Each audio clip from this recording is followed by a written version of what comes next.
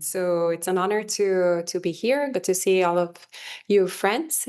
Some that I know already virtually, some that I actually also know in person, and some that I'm glad to meet and practice with tonight. So we can start with a little bit of meditation practice, and then we can share a little bit of Dhamma afterwards. Right? So we can get in a comfortable seated position.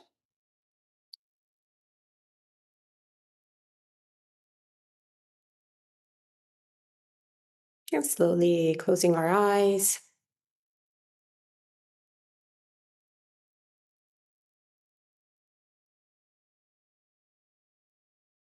You can just take a few moments to check in with ourselves.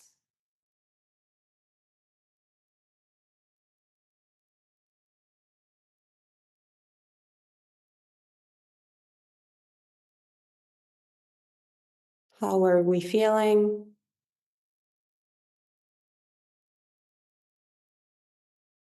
Is there any tension in the body? Is there any tension in the mind?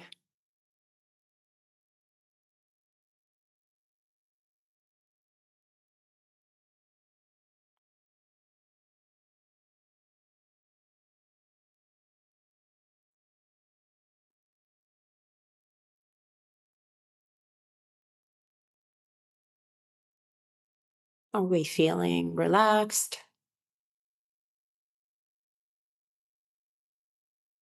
Are we feeling a little anxious?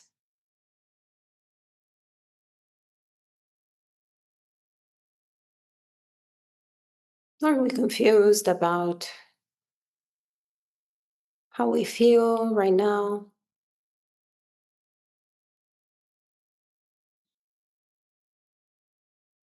There is not a right or wrong question or a right or wrong answer.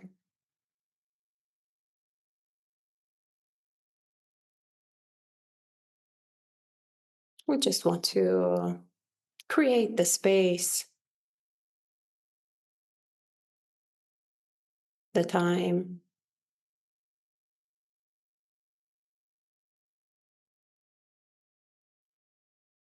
to just acknowledge what is going on,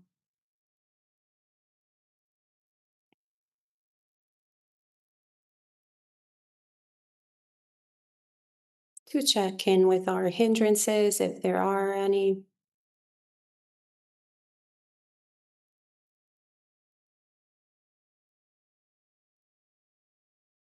to check in with the quality of the heart and the mind,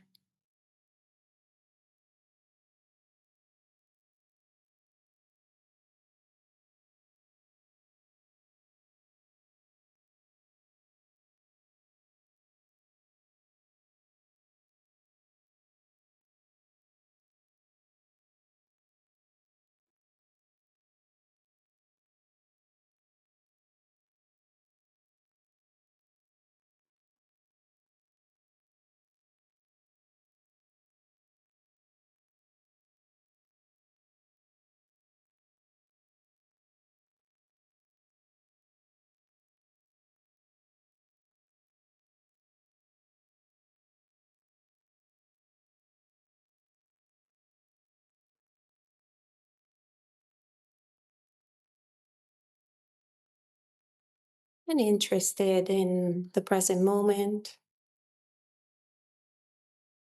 with whatever it's happening right here, right now.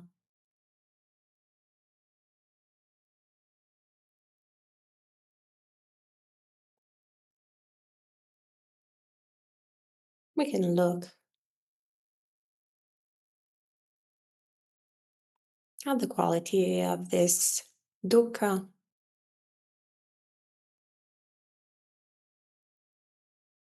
the quality of what is difficult to bear for us in this present moment.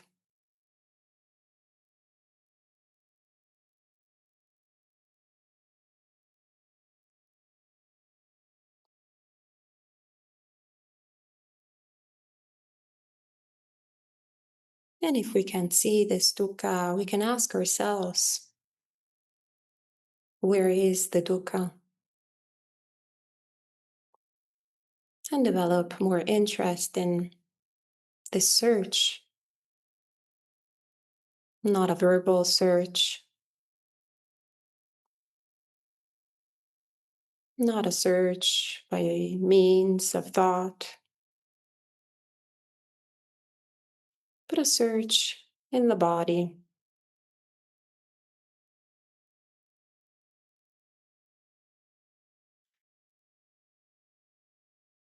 How does this dukkha materialize in our body?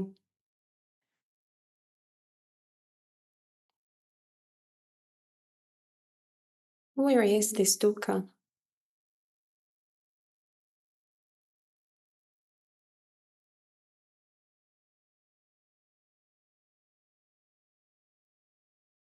Maybe it's some tightness in the chest,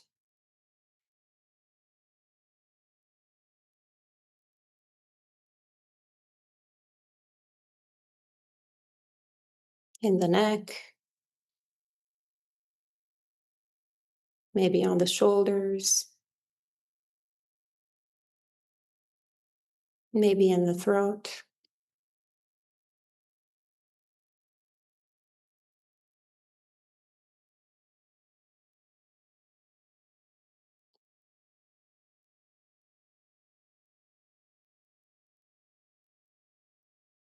We can just go and look at it, see it, feel it, acknowledge it as something that is a little bit difficult to bear.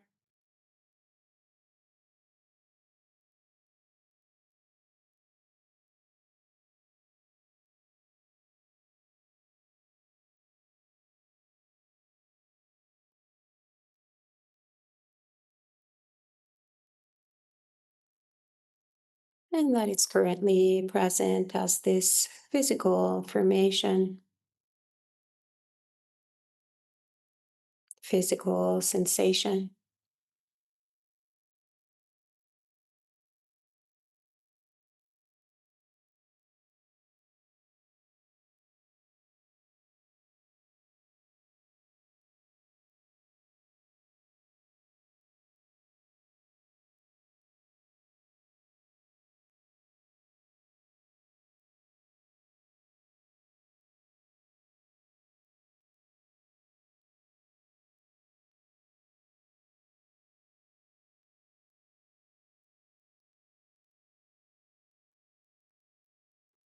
A physical sensation that is just a sensation.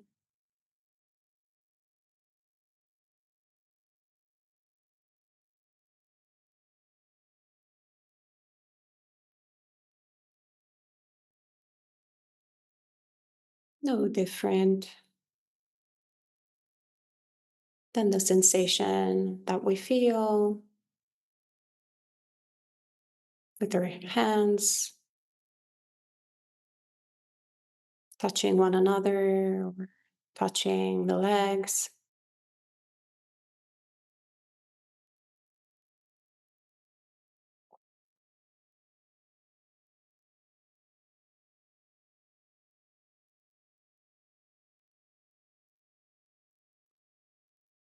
No different than the legs touching one another, touching the floor, touching the chair.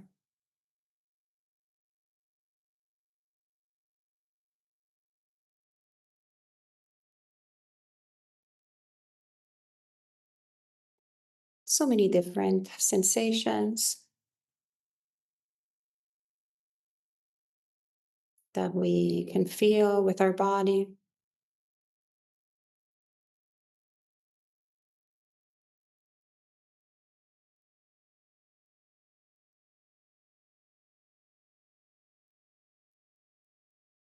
And the sensation of this dukkha in the heart There's another of these sensations.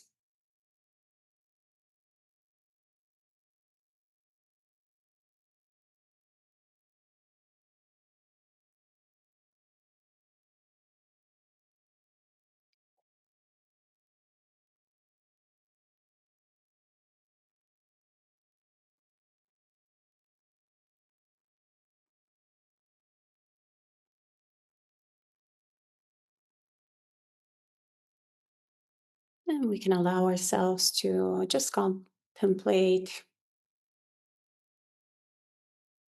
the experience of dukkha that we have right now.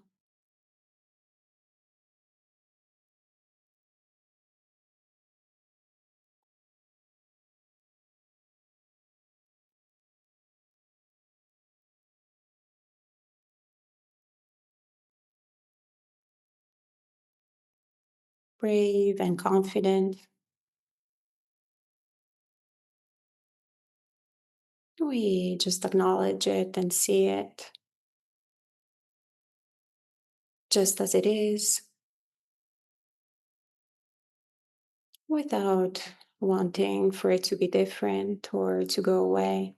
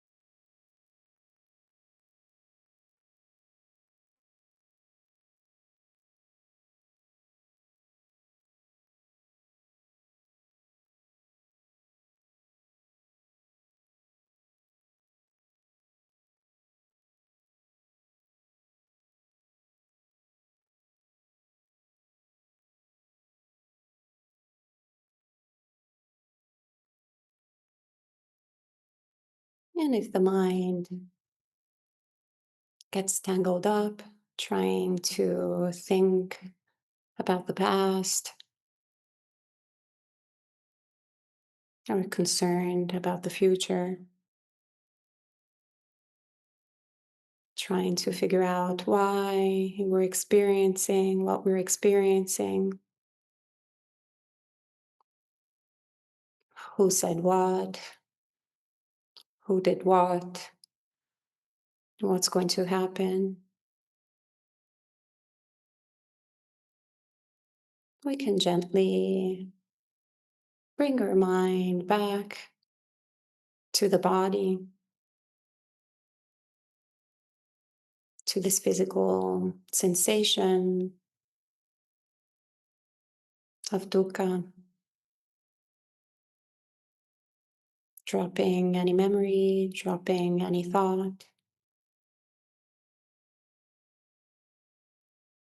and just looking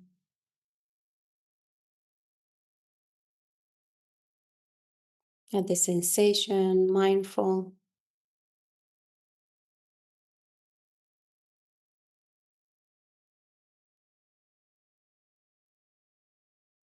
non reactive,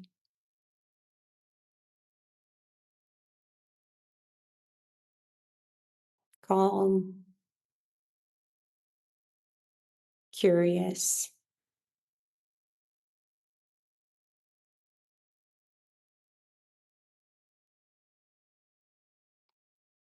content, also with the courage that we have to see what is currently present.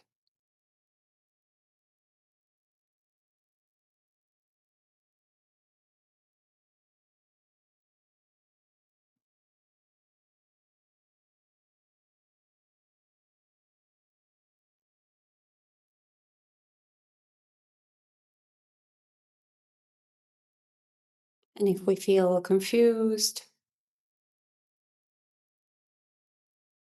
we can look at how that confusion feels like once again in the body, that physical sensation. And we can know what this confusion feels like,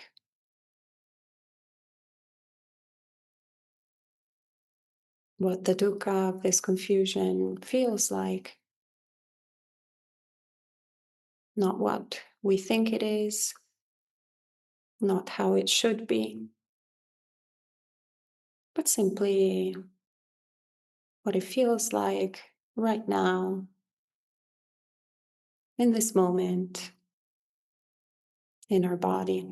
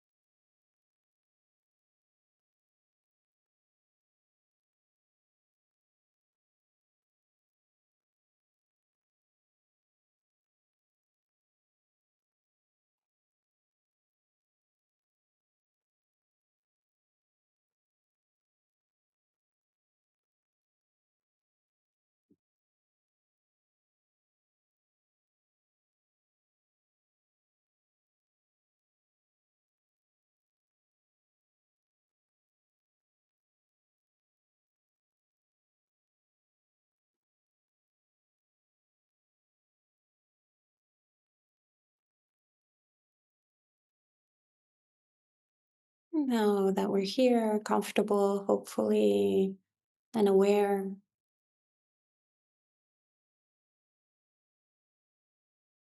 of this dukkha, in the present moment. We can also wish for ourselves to be free from dukkha, free from suffering,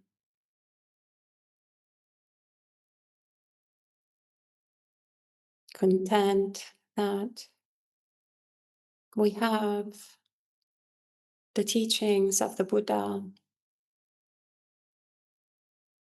available for us to practice, to follow, that will lead us to the end of this dukkha.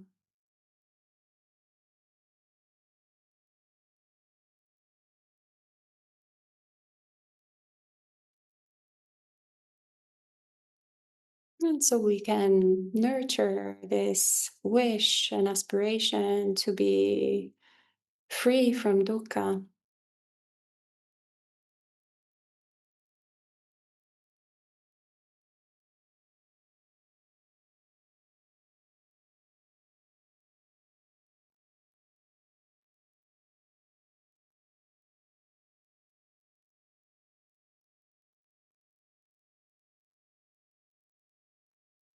by actually formulating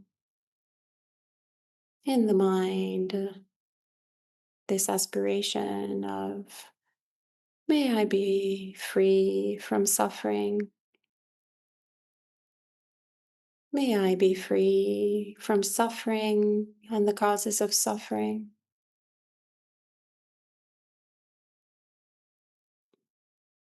May I be free from greed, hatred, and delusion.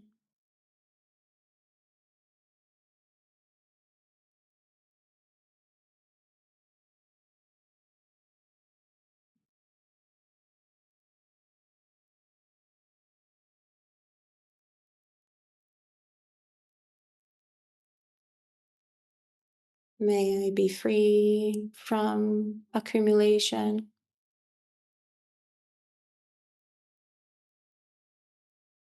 May I be free from aversion.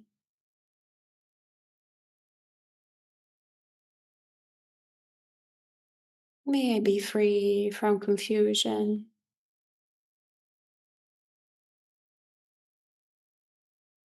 May I be free from stinginess.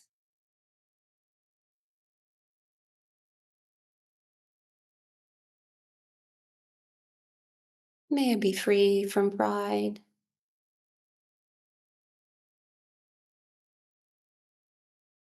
May I be free from arrogance.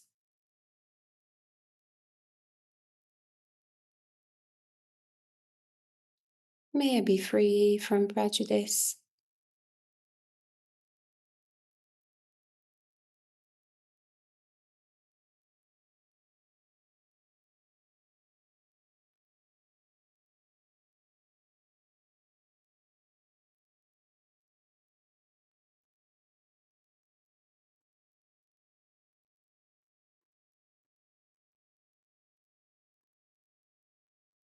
May I cultivate a mind full of loving kindness, full of compassion, full of joy, and full of equanimity.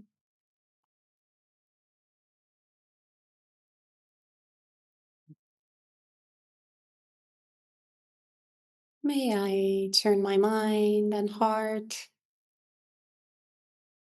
in a divine abiding.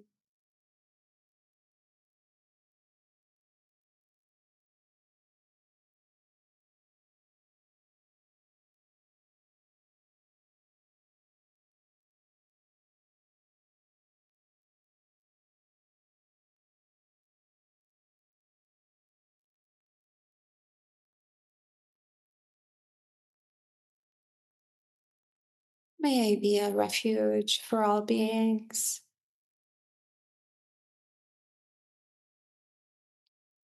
May I dispel the darkness of ignorance.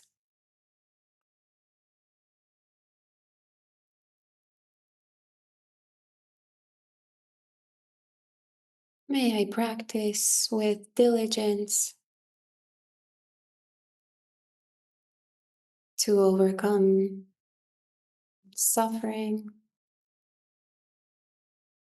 and the causes of suffering.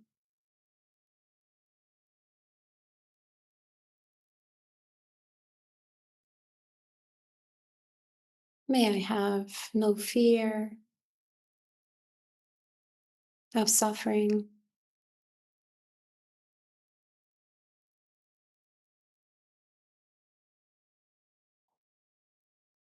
May I bring suffering to cessation.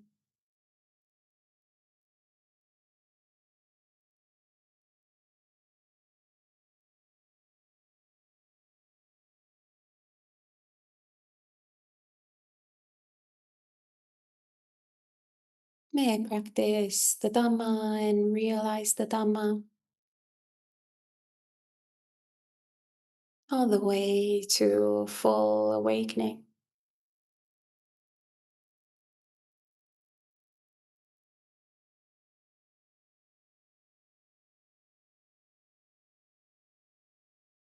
May I bring old age to an end, sickness to an end, death to an end.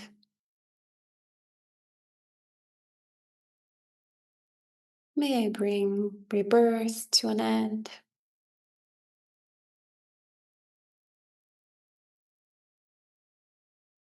May I bring suffering to an end.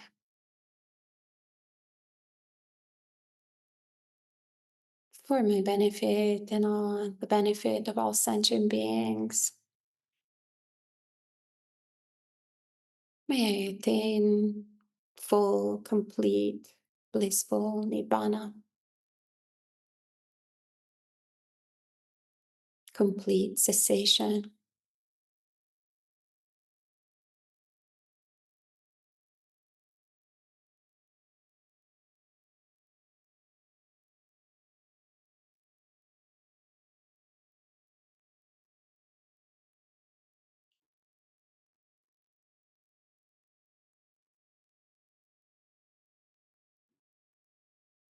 And as we're getting close to the end of this meditation, we can bring our hands in Anjali and say together 3 times sadhu, and slowly come out of this formal meditation practice. Sadhu, sadhu, sadhu.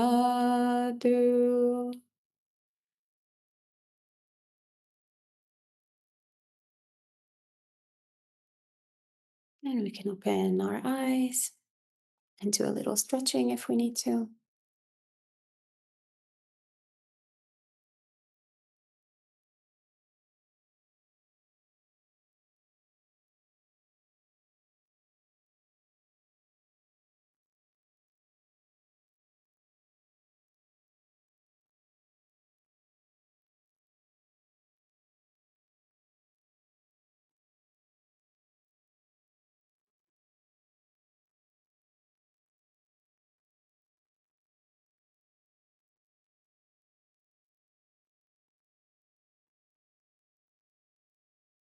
We can pay homage to our original teacher, Shakyamuni Buddha, the reason why we're gathered here today.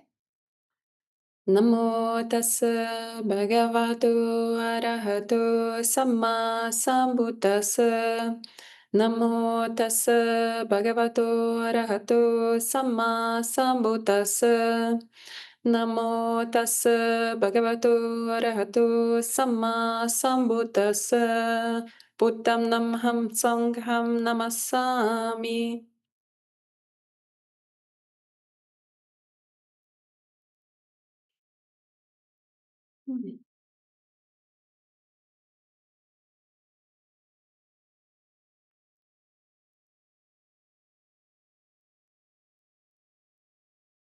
So the topic tonight is on guilt, and Venerable Chanda actually suggested this topic. And yeah, it's a very important topic, right? So it's something that we all can struggle with at one point or the other. And it is a form of dukkha. It is a form of something that is difficult to bear. And what does the Buddha tell us?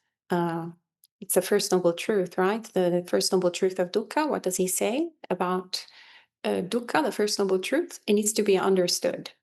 So whenever we have an experience of dukkha, we tend to like go straight to the third and fourth noble truth, right? We're like, okay, let me get rid of this, and okay, let me practice how to get out of dukkha. But sometimes actually we're a little bit too quick, and we actually don't really even quite get the fourth noble truth quite right? We don't really follow it that much, because actually we need to understand what dukkha is, and that's also part of the first element of the having correct view, right understanding, right understanding, right intention. It's like a domino effect. The teachings of the Buddha are not that complicated, but they're sometimes a little bit difficult to follow. Not because, once again, they're complicated, but because sometimes we have that difficulty. We overlook what is actually very important not to overlook, but to actually take the time and courage to go and see, to understand what is actually going on here in this heart. What is even this guilt? Very often we put labels on things. We start naming things without actually even understanding what it is. So maybe we might go, this guilt, very, very bad thing. I need to get rid of it. But maybe perhaps actually that guilt is there for a reason. Maybe that actually remorse is there for a reason. Maybe that hindrance is there, right, for a reason. And sometimes, sometimes it can be like something that is the result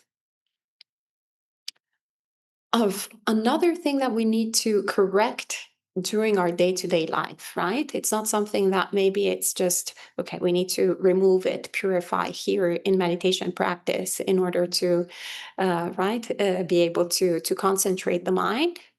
It's not something that we can, it doesn't belong to us. So we can't really control it right here, right now, but we need to actually understand how it's dependently arisen. What are the ingredients there? Right? And so if we approach the hindrances with this sort of fighting attitude of like, all of these kilesas that we need to just fight with them when we are sitting on the cushion, well, it will be a very, very difficult fight to win. But if instead we're kind of like a little bit stepping behind and going, okay, so the Buddha tells me that everything is dependently arisen. It's not there by chance. So there are certain conditions, right? In particular, the hindrances, he tells us that they're not without nutriment. They are with nutriment. And so there is a feeding there that actually creates a result, right? I'm here in southern Italy, and there's lots of olive trees everywhere and lots of almond trees everywhere. And yeah, they're there for a reason, right? Actually, this land used to be all oak trees. So the reason why now it's like mostly olive trees, it's because of nutriment. It's not without nutriment. So what is the nutriment there? So what are these hindrances there? And if we see something that is unpleasant, if we see something that is a little bit disturbing, we need to really go and look at our day-to-day life. What are we doing? What are we paying attention to? What are we feeling?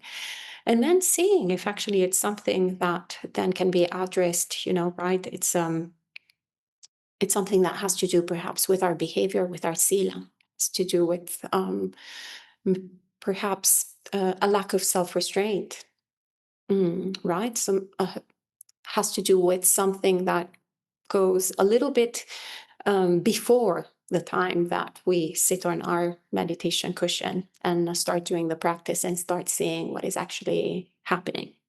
And so I'll tell you a little bit of a story that might give you a little bit better the sense of what I'm trying to aim at tonight. And it's a little bit actually the what has been going on here. I'm in Italy, in my home country, and so I started this. I'm starting actually a forest monastery here in Puglia, in the town where my dad comes from, and he passed away 2 years ago. And the reason why I returned into Italy after 15 years of living in the United States is because my dad passed away 2 years ago, and my mom, after COVID, got dementia. Right. So there's no better reason to start a Buddhist monastery than suffering. Right. And the first noble truth, there is no, right, the way out of suffering. There's no noble eightfold path. And a monastery is part of the noble eightfold path without actually the first noble truth, the noble truth of suffering. And so when my dad passed away, my brothers decided that it was a better situation for my mom to go to a nursing home, because we're a very modern family. So everybody is around the world. So I was in the United States, and so was one of my brothers, and another brother was in Indonesia, and my mom uh, was alone in Rome. So they found a little nursing home, and she stayed there the entire year. And I gotta say, I was going to visit her. So I started the conditions to start the monastery in Italy so that I could be a little bit closer to my mom. And I was going to visit her on a regular basis in the nursing home. But she was really not having a good time there. Even though she suffers from this disease, usually people who suffer from dementia still have also an ability of being, aware of what's going on. So actually, sometimes it's more painful when they are aware than when they're not aware, because it's such a difficult, a difficult disease, difficult predicament. And also in Italy, we're a little bit old school, so not too used to the concept of the nursing home. It's very new here. So she was quite struggling. She was like, "Well, I'm in this home. I'm not happy. Where's my family? Um, I've spent all my life." She would have these considerations. She was like, I spent my entire life sacrificing myself for my husband and my children. Why am I now alone? Very good question, huh? Very good pondering. And so I was visiting my mom on a regular basis, and then also having lots of time to both, work to establish the monastery, but also actually work on my formal meditation practice. And so we have a beautiful forest here. So there were hours and hours that I had available to meditate. And what was really interesting last year is that at a certain point, this hindrance that I had never had to struggle with since the beginning of my practice appeared, the hindrance of sloth and torpor. So in the past, my biggest hindrance was restlessness, but sloth and torpor, not really, unless I hadn't slept for days or weeks or whatnot. But last year, as soon as I would sit down, I would just like go and, start nodding off, like right there, full immersion. It didn't matter how long I had slept, if I was well rested or not well rested, didn't matter what it was. And I was like, okay, so what is it, And I was recollecting the teachings of the Buddha. And I was remembering, okay, well, the hindrance of sloth and torpor is once again not without nutriment. So what is the nutriment? And I was like, well, I'm not doing any of that nutriment. I'm not doing lazy stretching. I'm not like sleeping in. I'm actually like very, very active. So what is this? And then at a certain point, it occurred to me that there's another nutriment for sloth and torpor as a hindrance. And it's sadness. And it's very interesting because once I identified this sadness, I started connecting a little bit the dots. My mom was not very happy in the nursing home, and neither was I in having to go and visit her in that state. So, of course, the disease was difficult. Of course, all of the predicament was difficult. But there was a sense, difficulty, actually. Very interesting challenge also as a monastic, going like, well, what are my duties? In this case, what am I supposed to do? I left the world right behind. So couldn't find any sutta where there was a bhikkhu or bhikkhuni that would go and help their parents. I was like, well, I think I'm supposed to be meditating in the forest. There's a lot more suttas on that. So I think I should be doing this, so we can get very rational about things. But the reality is that there was sadness in knowing that actually, there's my mom was there alone in her situation. And at a certain point, so I decided, I convinced my brothers to find a little apartment in the town where we are establishing the monastery and creating a few conditions. And at the very beginning, when we got my mom out of the nursing home, it was myself and this lay friend, Tineri, a very lovely lady that came to help me out for about a month and a half to take care of my mom, so I could still hold the precepts while taking care of her, because we couldn't find a caregiver that. She was in a pretty bad shape, so there was no caregiver that wanted the job back in January. And it was very interesting because my mom, basically I say that she taught us like an intensive Vipassana retreat, a little bit of an alternative intensive Vipassana retreat, because she was, getting up like 3 times every hour, 24/7. So there was no room for sleep. And sometimes she was yelling at us, sometimes she was praising us. So lots of worldly winds. She was forgetting us. So, it was a very, very intensive time. But most importantly, I actually was not sleeping during that time and had very little time for personal practice. So it was all about, kind of, giving care to my mom, taking care of her, and Tineri and I, this lady and I were, just doing that most of it. But then there were these times that we would cut off where we could actually do some formal meditation practice. They were very rare. But when they would happen, I would sit down, even though I hadn't slept for, say, a week, or I had slept a couple of hours tops. I would sit down and there was no sloth and torpor. I was right there, full in the present moment. No stress, no difficulty, no like, no tricks, pulling up the ears, right? There was actually a lot of happiness and joy in being there, having the right, looking forward also to practice, knowing that, for example, there was very little time available to practice. But most importantly, having no remorse, having no guilt, having a clear conscience of saying, yeah, you know, actually, really not the worst daughter in the world. Actually, I'm doing all right. Maybe I'm not the most perfect person, but, I'm doing okay.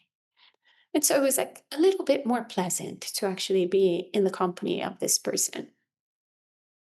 And so it was so interesting to see right there the Dhamma, right there. We can talk so much about guilt in terms of maybe Catholic guilt, or I heard also there's Jewish guilt that is very similar to Catholic guilt, and these kind of, guilts that we think that, the culture gave us, that someone gave us, our parents gave us. It's all external. And we can get very wrapped up with just trying to eradicate that and eliminate it.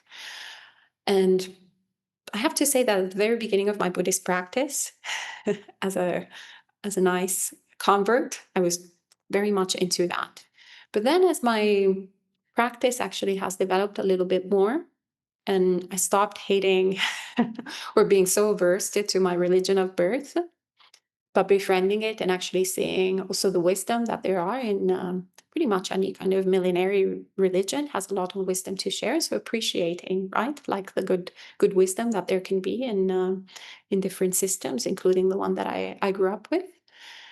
And just going back once again to the teachings of the Buddha, understanding, like doing the work of really understanding this dukkha and seeing how the Buddha, right, explains to us the Dhamma. And looking at the Dhamma, like doing the work to actually see the Dhamma inside of this heart. And also befriending a little bit the hindrances, right?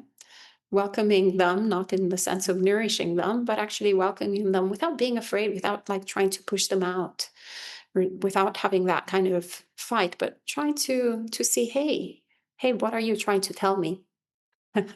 What is it that, how have I been nourishing you? Right? So a little crazy animal that we're like, okay, let me see. What is it that I'm doing in my conduct? What could be corrected? What could be adjusted? What could be a little bit seen and fixed? And so when we have that attitude, a little bit of humbleness also towards the hindrances, humbleness towards whatever kind of emotional experience we're having, and instead of looking at the outside world, we actually look a little bit more inwards, being okay, not too judgmental, understanding that we're unenlightened. If we weren't unenlightened, then we wouldn't be here. We wouldn't be here practicing. So it is a shared experience, right? That's also part of compassion, of actually compassion for when we are compassionate with ourselves, we're also compassionate towards others. The more we know our dukkha, the more we know the dukkha of others, because it's the same dukkha. That's why the teachings of the book Buddha work, right? They're same dukkha, same problem, same disease, same medicine. And so we can like really understand it, really take that time to look at that, and see, and okay, how can I denourish it? How can I try something different? And usually, once again, it has to do with our day-to-day practice. It has to do with basically whatever we're not doing when we're sitting down. Because really, meditation is actually very simple. The reality is that meditation is very simple, right? If we have no hindrances, the mind just like goes into samadhi. And we have the teachings of the Buddha, we already know, it's fun. Right? We can just get into doing all the work of seeing the three characteristics, right? Seeing, like, eliminating all the asavas. So most of the work is really having to get to a state where we can really fully meditate. And where do we do that? Well, if we see the suttas, most of the suttas are actually not about meditation practice, but are about conduct, are about actually developing good behaviors through body, speech, and mind, right? And so how do then we know what are we doing wrong? Through the hindrances, once again. The hindrances are such like an evident, right? Like they're an incarnation, basically. They're an embodiment of whatever we're doing that is a little bit off, that is not in accordance with Dhamma. Yeah, whenever we're like a little bit grumpy, well, we're nourishing that habit of grumpiness. And then we see it when we are in meditation. Whenever we are craving this and that, or doom scrolling, or shopping online, or thinking about shopping, whatever it is, right? We're nourishing greed. Whatever we're doing with the mind, whatever we're doing the whole day, that's what we are nourishing. And so then when it comes to the closest people in our life, especially our parents, doesn't matter whether our parents are great parents or bad parents. it really occurred to me, it's in order to have transcendental right view, we need to have worldly right view. And worldly right view, for example, in this case, in the story that I shared with you, entails there is mother and father, right? What does that actually mean? There is mother and father. Well, I had to be really honest with myself as a bhikkhuni. And I was like, you know what? Actually, this worldly right view is only theoretical in my mind. In my mind, last year, there is daughter and son. And my mom and my dad just decided to have children. So therefore, I was entitled to whatever they did for me, right? Because this is the materialist view that we're raised in today. And we like to talk about East and West, but in reality, actually, right now, it's the whole world. Unfortunately, yeah, the more we go West, the more modern, quote unquote, it is, the more of this wrong view, this modern wrong view that we have. And the more we go East, the less of this wrong view we have. But actually, it's pervasive. It has to do with this new predicament, this new machine, this new artificial intelligence, sort of very materialistic view, worldview. And so even if we are not 100% like on board, this is what we breathe in. This is what we are growing up in. And if we don't question it, that's the view that we hold, this materialistic view. And what does it teach us? Yeah, that, our parents, these foolish people decided to have these children out of their own accord. And whatever. Well, maybe they didn't do their business plan too well, so they forgot to actually age in a particular way, right? And we don't have that many obligations. Maybe we can have some material obligations. Well, like a nursing home or whatever is good enough. And there's nothing wrong, let me be clear, with a nursing home. But it's more, the approach. How are we dealing with that? And how are we prioritizing ourselves and our aspirations towards our loved ones? So for me, it was very clear at a certain point, this what I'm doing right now, actually, the work this year is really of correcting, once again, of getting that in line with Dhamma, of really putting like deep entrenched, embodying the worldly right view of there is mother and father, that actually I chose to be reborn out of ignorance. And my parents actually adopted me, right? So they adopted me. What do you do with your adopted parents? And I say adoptive, even if they're your biological parents, like in my case, they're my biological parents, but they're all adoptive parents. Parents are all adoptive parents. I should be grateful. They put so much effort, time. Yeah. And even if they weren't 100%, or even if they weren't like 0.001%, they still did something that actually they weren't taught to do, in the sense that we decided to spring up out of our own karma. Right? So we got these two people. So whenever we act in accordance with Dhamma, this is what I've really realized, not just intellectually, not just by reading the suttas, but really acting upon the suttas, is that then immediately, we don't even have to wait that many years, working on this guilt and, like talking about it and analyzing it and this and this and that and being too smart for our own sake. But actually, as soon as we correct our behavior, as soon as it's in line with Dhamma, then it's satori, as they say in Japanese. Obviously not full enlightenment, but in this case, but there is just that action is enlightened. That is, there is freedom of dukkha, there is cessation, there is nibbana, cessation from that specific struggle that we're having. And so the path starts with right view and ends with right view, right? So we have to always go back to understanding the theory, acting upon the theory, and then realizing the theory, right? But it always has to start by looking, by facing the dukkha, not being afraid of the dukkha, not pretending that the dukkha is in a different way than it actually is, but going, yeah, this is difficult to bear. What is it? No, be a little bit equanimous with what's going on, and then addressing it, then facing it in accordance with Dhamma, and then it's a little bit easier.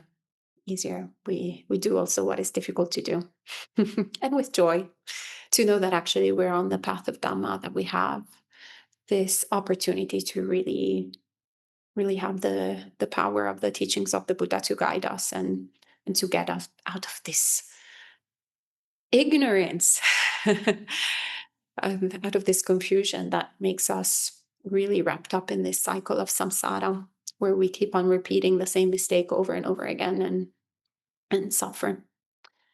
Okay, so these are a few reflections. If now there's some questions or comments, we can open it up a little bit.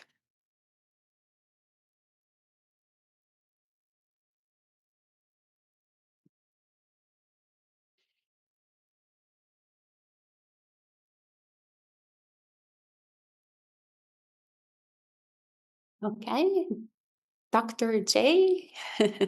Yeah. If it's okay, I will just keep my name anonymous for now, and we just keep it like that. But I have a question because it's being recorded. I have. Thank you so much, by the way, for your beautiful sharing. It was very inspirational on how you have, transit. Well, I would say transit, but like a real change in worldview on how you described. I have a what I know to be quite an irrational level of guilt in relationship with my parents. And I'm sort of realizing it subconsciously. It's in there, but basically, my parents passed away when I was quite young. And there is a part of me, obviously, you always know that the child takes this on, that I had something to do with that. And I have a guilt about them dying young, even if obviously I was 9 and 12.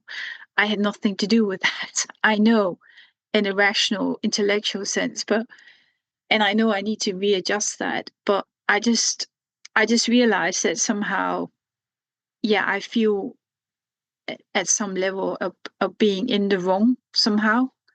And how come and but then I also have another thing about how come they didn't live longer, so I have quite a messy just that thing, that the fact that I died so young, I get messed up really about it. And I have done quite a bit about clearing it, but I just thought what the teachings could help me or how they could help me. Yes, thank you so much for your question. Yeah, it sounds like it's a lot of dukkha, and it's difficult to bear, as you are describing. What comes to mind is actually in the Sabbasava Sutta. So the Buddha gives us the instruction of asavas to be transcended by seeing. So once again, whenever we entertain those thoughts, whenever we try to be so smart and intellectual, and we are like trying to look like why, right? Why did this happen? Who was I in the past? What were they in the past? What have they done in the past? What have I done in the past? What will I be in the future? What will be, right? Who am I now? Like, right? We start uh, making our sense of self stronger and stronger, thicker and thicker, and therefore this feeding more and more this dukkha. And so, what does the Buddha tell us to do whenever we catch ourselves entertaining that line of thinking? To go back to the Four Noble Truths and to go, this is suffering, this is the cause of suffering, this is the end of suffering, and this is the way out of suffering. And so, to really, it doesn't matter what has happened, who has done what. The reality is that actually we've been in samsara without discoverable beginning. So when we actually consider the scope of samsara, all of us, each one of us, has been everything from Mother Teresa all the way to Hitler, literally. Right? So we've done a humongous amount of bad karma and a humongous amount of good karma. And of that, we'll reap the consequences of our actions, right? It's inevitable. So if we start trying to rationalize why things are happening, our head is going to explode. And so it's not really terribly useful. But what is useful is, once again, understanding that this is dukkha and using actually our experience of dukkha as a fuel to power us through to practice, right?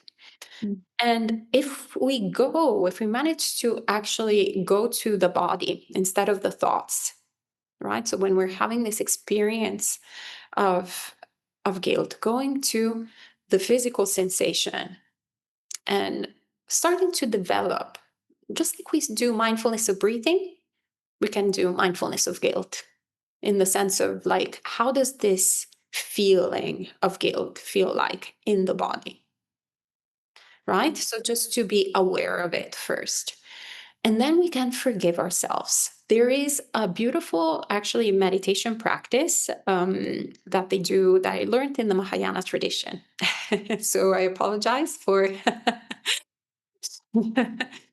introducing some Mahayana teachings, but I feel like actually these are very much in accordance with, they should be shared by all traditions. They're ekayana, they're one vehicle. Right? So they have this practice of writing down like a list of things. And doing, for those who are not familiar, maybe with the bowing in Mahayana, it's actually from standing up instead of, in Theravada we have a very easy bow that it's from the floor, but with Mahayana and Vajrayana it's even more intense, right? They actually have a whole like a flexing, very physically challenging. But what they do is they do this forgiveness ceremony in Mahayana where they say out loud, like, oh, for countless lifetimes I have done many like horrible things.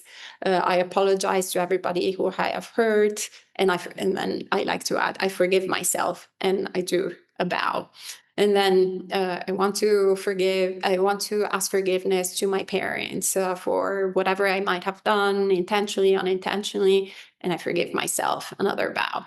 To all my co-workers, like whoever it is, you can go from all the people, like from your family members to your co-workers to your friends to people that you hardly know, a little bit like in metta meditation, basically asking for forgiveness and using the body as a way to really get this out. And I have found that to be extremely, extremely useful so that we can address it while physically also letting it go. Because it's important not to store it in. Sometimes we, with all of these, instead of letting go, we pack it in, right? We repress it in.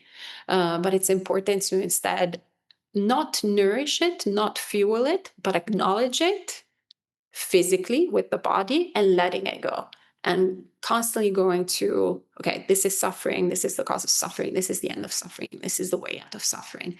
And then when we're not having these experiences of extreme dukkha, but when the mind is a little bit more calm, then cultivating a mind of loving kindness, cultivating a mind of compassion, cultivating a mind of joy, cultivating a mind of equanimity. So for Brahma Viharas, so that the mind can go a little bit up, right, in the divine abodes. So that then when the thoughts of guilt reappear, that they're irrational and whatever, we will be starting from here. And so we'll go back to a sort of average level. But instead, if we're constantly on an average level, when those thoughts will appear, boom, we will be overcome by them and go in the infernal abodes. And we don't want to be in the infernal abodes. But obviously, if we are already like struggling, it will be difficult to cultivate the Brahma. So we want to be very skillful in when we are ready. And the other times we can actually, yeah, like do this practice of forgiveness, really, really do it up. I think actually there must be some online today in this day and age. There's always lots of different teachings online. Yeah, Yes. sometimes you Oponopono. I don't know if you know about Oponopono, but that's one. And no, I do Oh, not know. okay. Okay. That's online. Thank you. All right, thank you. And Janaki,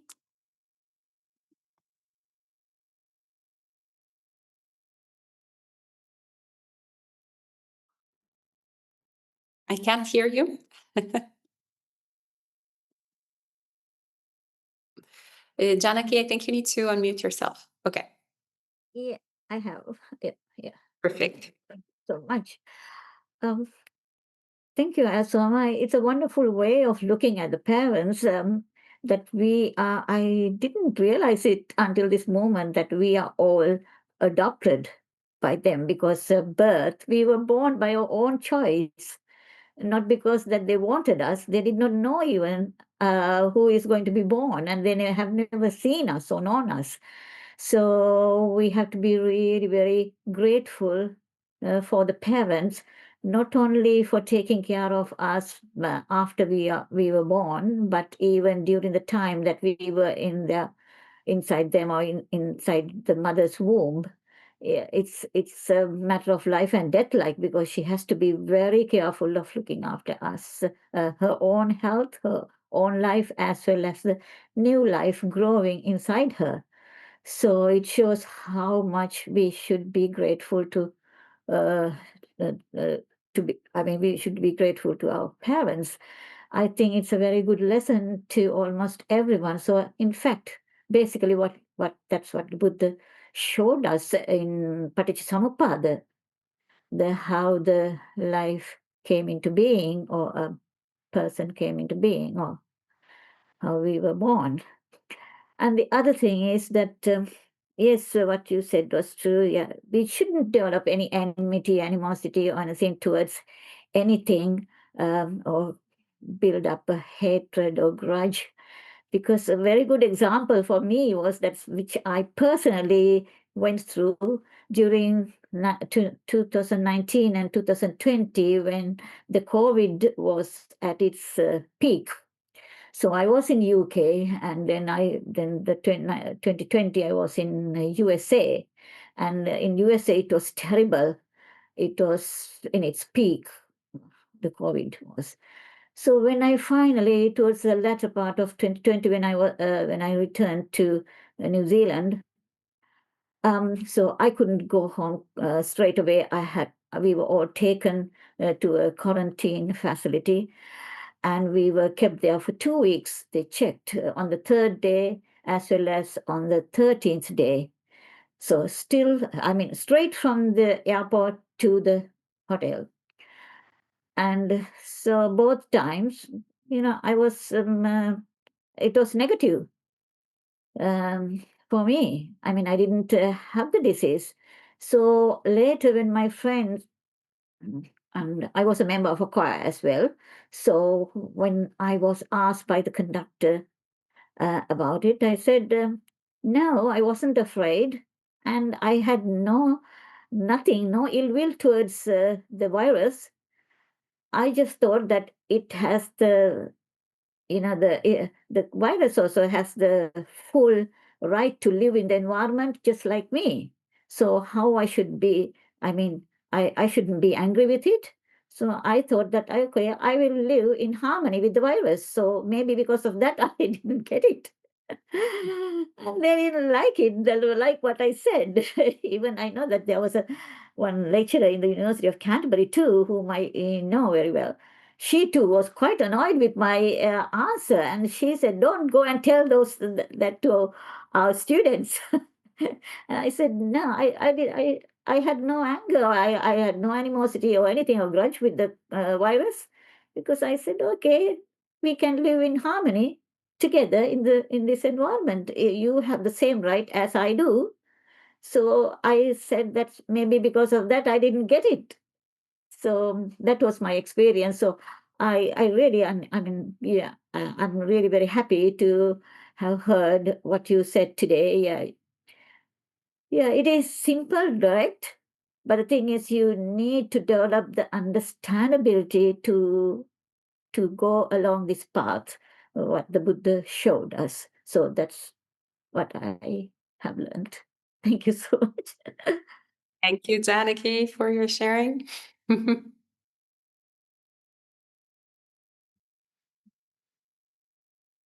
Anyone else would like to share anything or any questions or comments? I see Richard.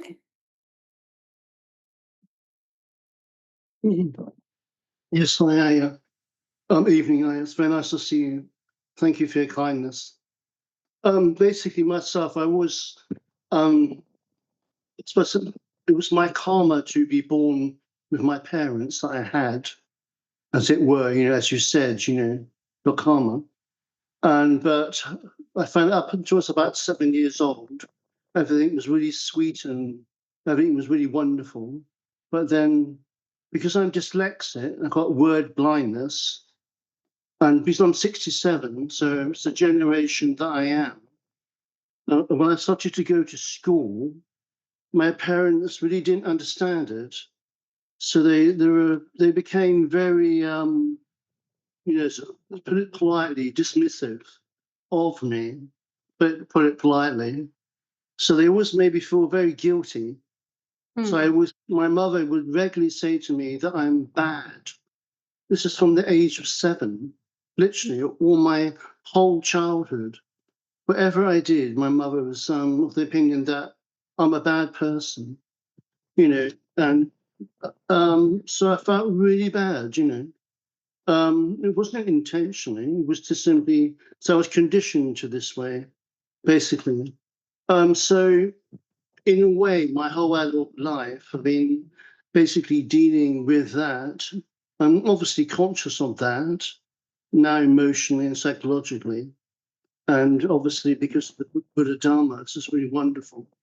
Like for example, I recently had a dream where I was actually under a big, huge umbrella, with this bhikkhu, and the bhikkhu was just, he had his presence there, was saying, just use wisdom. The wisdom is where you are. And then I've seen myself on the bottom of the floor looking, as to sometimes I still feel that I'm not really, I still am a bad person. I was actually observing myself under the umbrella with the monk.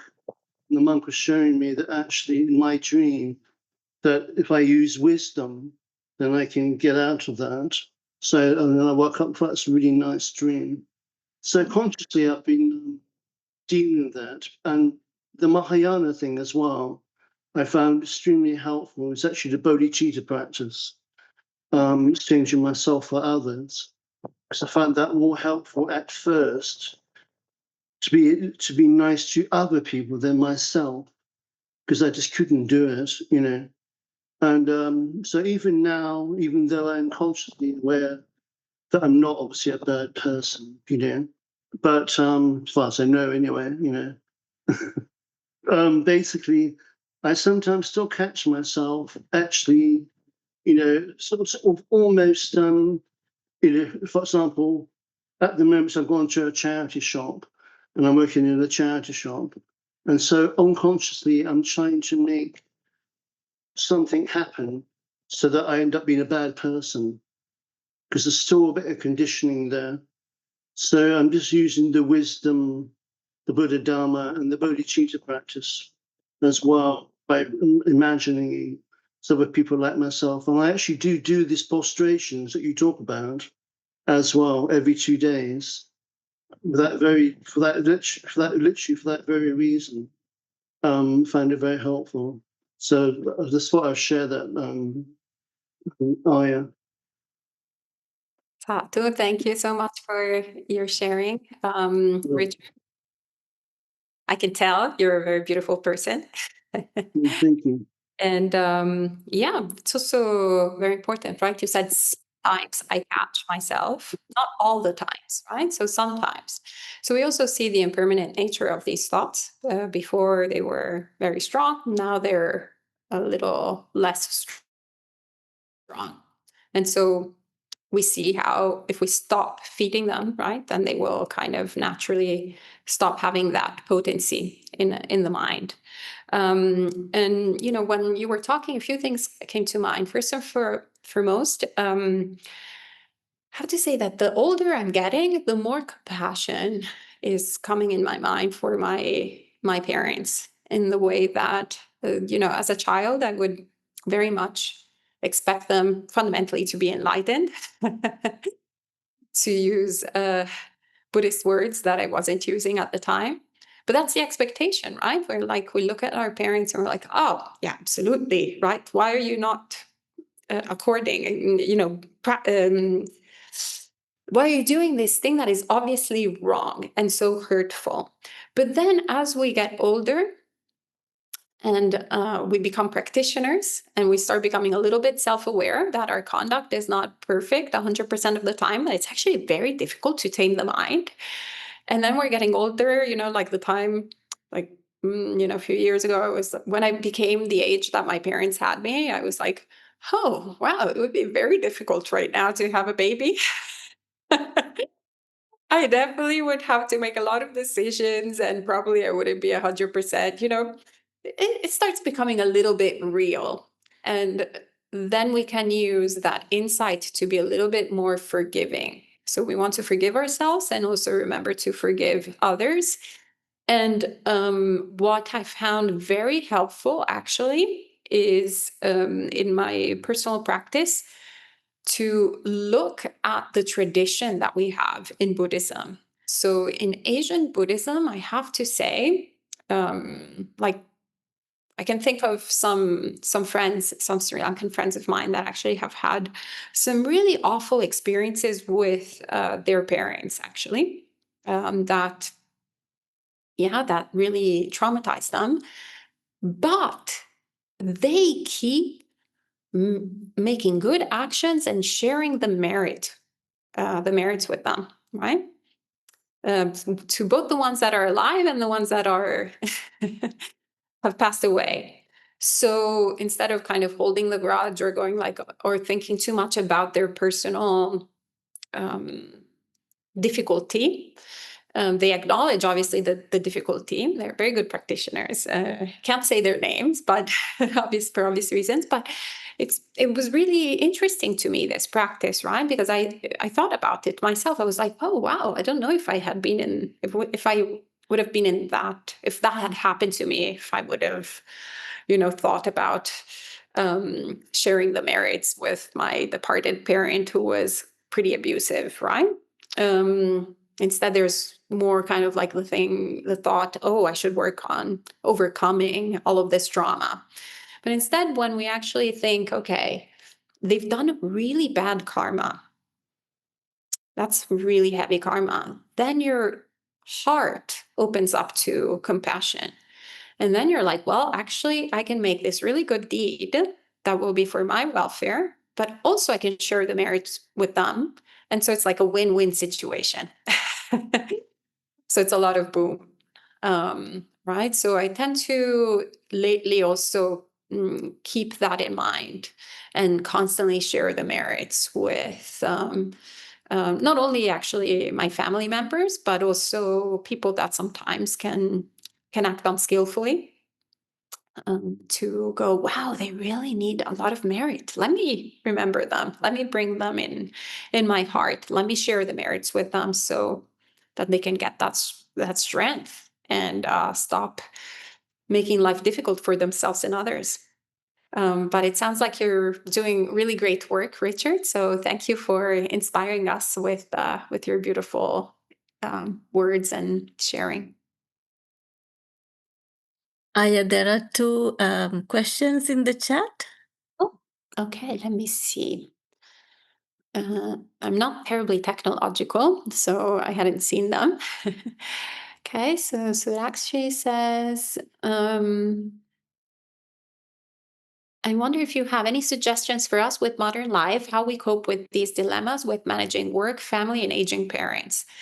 Yes, I have to say that at the beginning of this year, wow, I had a lot of opportunities to develop compassion for all of our lay friends because, you know, as a monastic, I'm unemployed. So I was working 24/7 for my mom, but I don't have children. I don't have a job. I don't have to this and that. So I was like, okay, I am doing all of this work, but if I actually had also children of my own, if I also had to go to work, it's just impossible. So it's a big challenge. I would say that once again, this insight gave me a lot of energy to work on starting the monastery in here in Italy, because what is also a monastery? A monastery is a place where community is building. So why do we have also these tragic problems these days? Is because of the nuclear family that I call radioactive. As a matter of fact, actually, now we don't even have the nuclear family. Everybody's getting divorced. So it's, or the majority of people are getting divorced. So we have just disintegrated society with lots of individuals that are having a really hard time than having to take care of other people. And so this is this modern plague that I feel it's actually kind of designed by the economic system, to be quite frank, that we are living in. Because, yeah, obviously, if you don't have a community, then everything you have to pay for.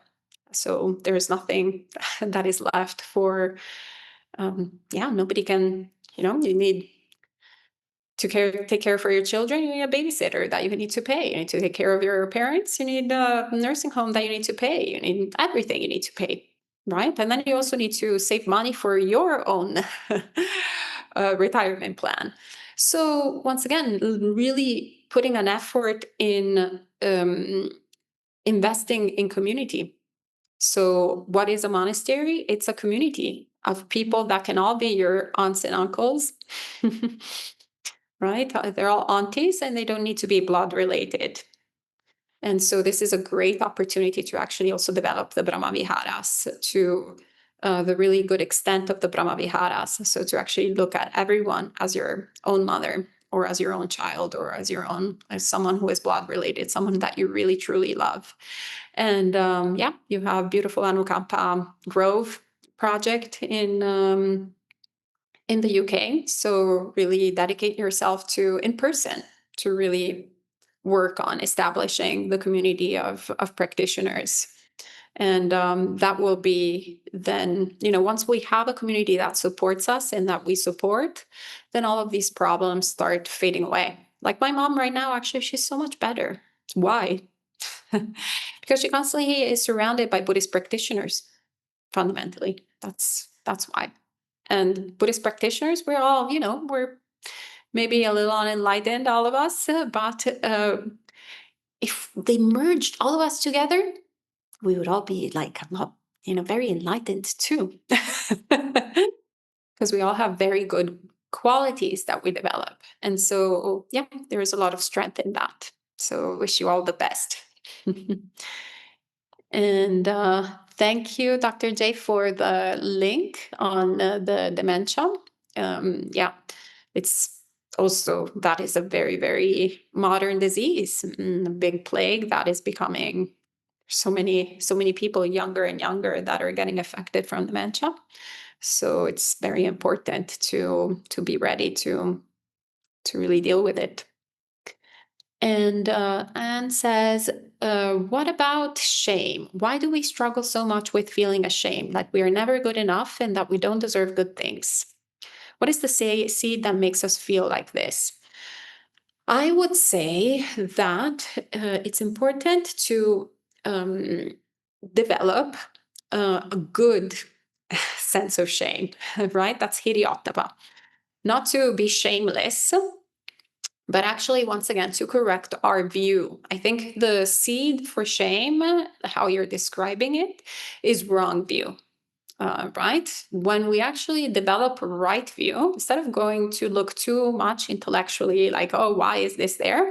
Right? Once again, Let's go instead on nourishing right view. And so nourishing a good sense of shame, which means being ashamed of like breaking the 5 precepts. So that's something that one should, have a healthy shame of, like, or you should be ashamed to want to steal something or kill something, or, use your sexuality in a way that harms others, or to lie, or to use intoxicants. So then we can replace the unwholesome shame with something that is wholesome and supportive.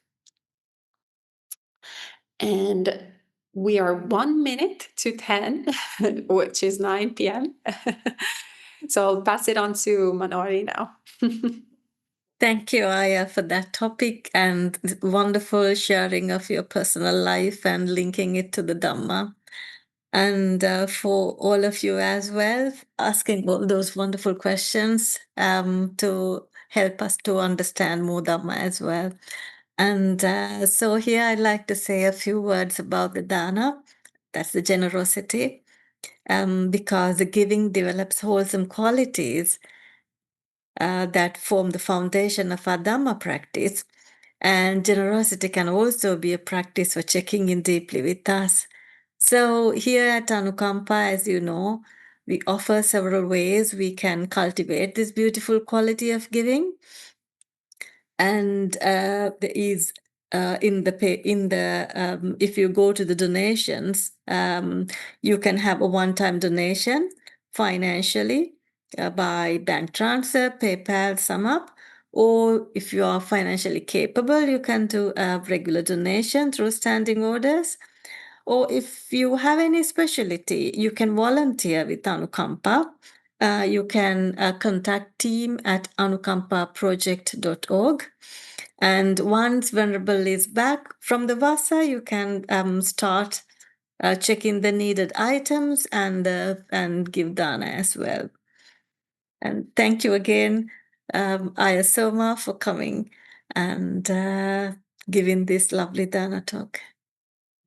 Thank you to all of you. Anumatana Sadhu.